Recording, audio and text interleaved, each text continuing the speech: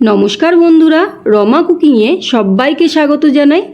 আজ আমি হাজির হয়েছি একদম সিম্পলভাবে তৈরি ঝিঙে পটল আলু দিয়ে রুই মাছের হালকা পাতলা একটা ঝোলের রেসিপি নিয়ে।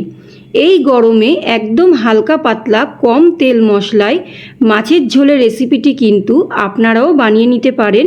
খুবই স্বাস্থ্যকর একটি রেসিপি, গরম গরম ভাতের সাথে খেতে কিন্তু খুবই ভালো লাগে। আমি এখানে রুই মাছ দিয়ে রেসিপিটি তৈরি করেছি। আপনারা চাইলে যে কোনো জ্যান্ত মাছ দিয়ে রেসিপিটি বানিয়ে নিতে পারেন। চলুন তাহলে রেসিপিটি দেখে নেওয়া যাক। আলু ঝিঙে পটল দিয়ে রুই মাছের পাতলা একটা ঝোল বানানোর জন্য আমি এখানে কয়েক পিস রুই মাছ নিয়ে নিয়েছি। রুই মাছটা ভালো করে ধুয়ে আমি জলটা ঝরিয়ে নিয়েছি। এবারে রুই মাছটা ভাজার জন্য নুন হলুদ মাখিয়ে নেব।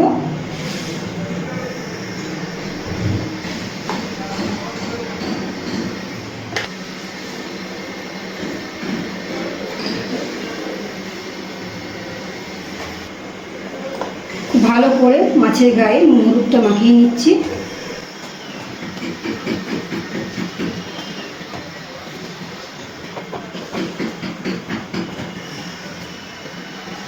মাছের গায়ে নুন হলুদ মাখিয়ে নিয়েছি। এখানে আমি দুটো মাঝারি সাইজের আলু লম্বা লম্বা করে এরকম কেটে নিয়েছি। আর এখানে 4 থেকে 5খানা পটল আমি দুভাগ করে কেটে নিয়েছি।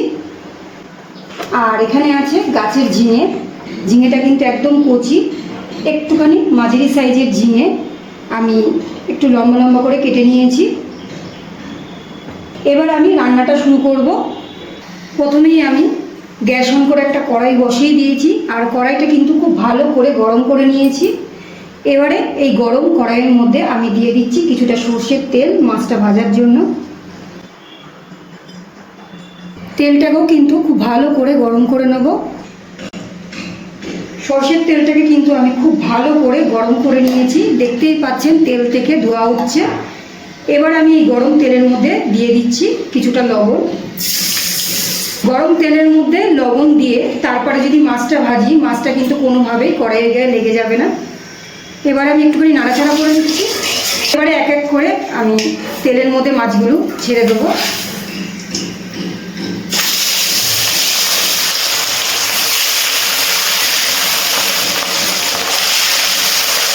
ছটা মাছ আছে, আমি তিনটে করে মাছ ভেজে নিচ্ছি। মাছের পিসগুলো এক পিস কিন্তু ভাজা হয়ে গেছে। এবার আমি অন্য পিস উল্টে দিচ্ছি। সুন্দরভাবে কিন্তু মাছগুলো ভাজা হয়ে গেছে, দেখে কোনো কিন্তু কড়াইয়ের গায়ে লেগে থাকেনি।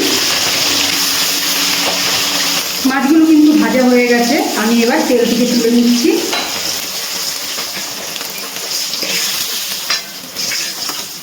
বাকি যে 3 পিস মাছ ছিল এবারে ভেজে নিচ্ছি।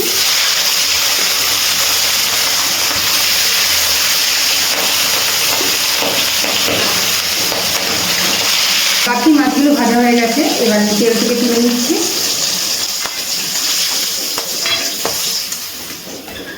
সব মাছগুলো আমার ভাজা কমপ্লিট। এবারে এই তেলের মধ্যে আমি পটলগুলো ভেজে নেব। আর পটল ভাজার সময় আমি হলুদ দেবো না, হলুদ দিলে কিন্তু কালো হয়ে যায়। আমি একটুখানি নুন দিয়ে দিচ্ছি। হলুদ দিলে কিন্তু পটল ভাজার সময় তেলটা পুরোটাই কালো হয়ে যায়। আমি এবার পটলগুলো খুব ভালো করে ভেজে নিচ্ছি। পটলগুলো কিন্তু খুব ভালো করে ভেজে নিয়েছি, এবার তেল থেকে তুলে নিচ্ছি। এবারে এই তেলের মধ্যে দিয়ে দিচ্ছি কালো জিরে। এবারে আলুগুলো ভেজে নেব। আলুগুলো কিন্তু নুন আর হলুদ দিয়ে ভেজে নিচ্ছি।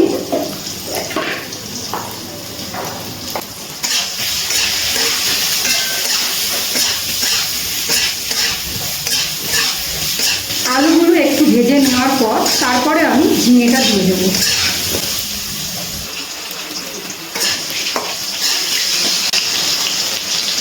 হাফ ভেজে নেওয়ার পর আলু, এবারে আমি এর মধ্যে ঝিঙেগুলো দিয়ে দিচ্ছি।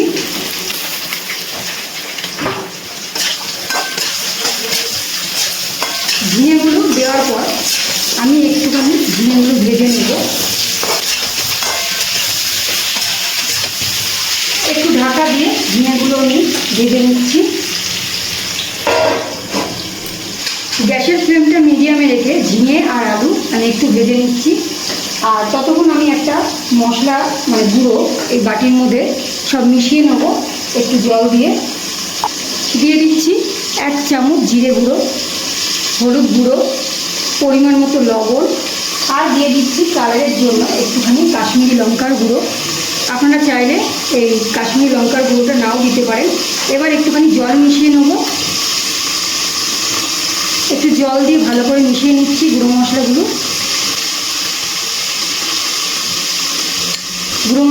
জল দিয়ে ভালো করে মিশিয়ে আমি সাইডে রেখে দিচ্ছি। ঢাকনাটা তুলে নিচ্ছি। ঝিঙে আর আলুটা কিন্তু ভাজা হয়ে গেছে।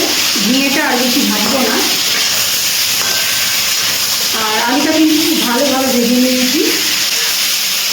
এবার আমি এর মধ্যে যে গুঁড়ো মশলাটা জল দিয়ে মিশিয়ে রাখলাম সেটাই দিয়ে দিচ্ছি। এবারে খুব ভালো করে সব কিছু নাড়াচাড়া করে মিশিয়ে নিচ্ছি।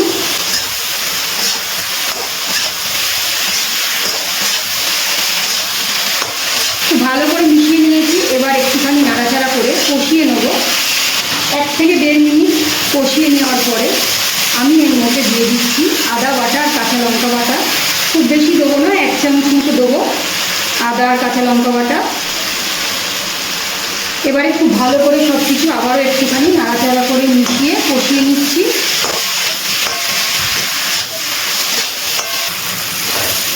খুব ভালো করে কিন্তু সব কিছু কষিয়ে নিয়েছি। আর এবারে ভেজে রাখা পটলগুলো আমি এখন দিয়ে দিচ্ছি। পটলগুলো দেওয়ার পর আরও একটু নাড়াচাড়া করে নিচ্ছি।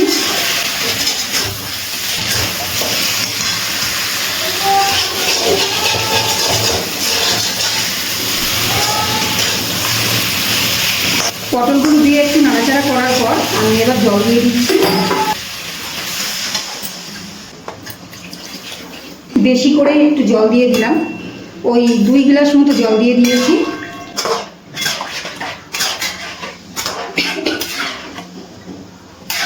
জল দেওয়ার পর গ্যাসের ফ্লেমটা হাইতে দিয়ে আগে একটুখানি ফুটিয়ে নেব। গ্যাসের ফ্লেমটা হাইতে দিয়ে আমি কিন্তু ঝোলটা একটু ফুটিয়ে নিয়েছি। আলু যেহেতু খুব ভালো করে আমি ভেজে নিয়েছিলাম তাই আলু কিন্তু একদম গলে গেছে। এবারে ভেজে রাখা মাছগুলো এক এক করে দিয়ে দিচ্ছি।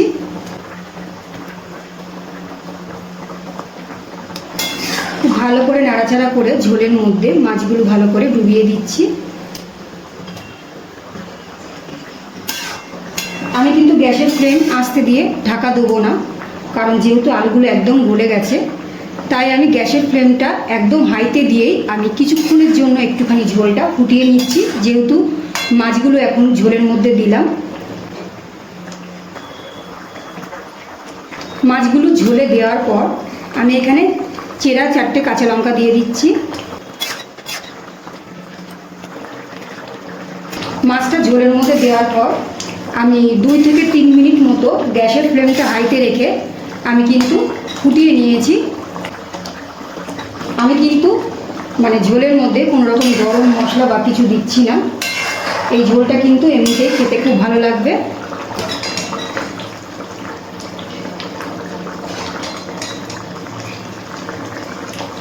গ্যাসটা অফ করে দিচ্ছি।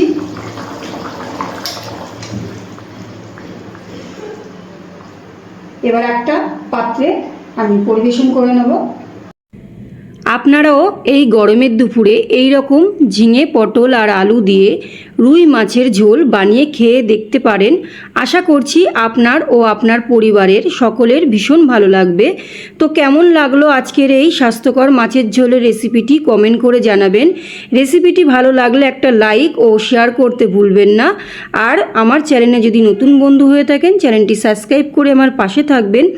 আজ এই পর্যন্ত, আবারও হাজির হয়ে যাব অন্য কোনো রেসিপির সাথে। সবাই ভালো থাকবেন, সুস্থ থাকবেন। ধন্যবাদ।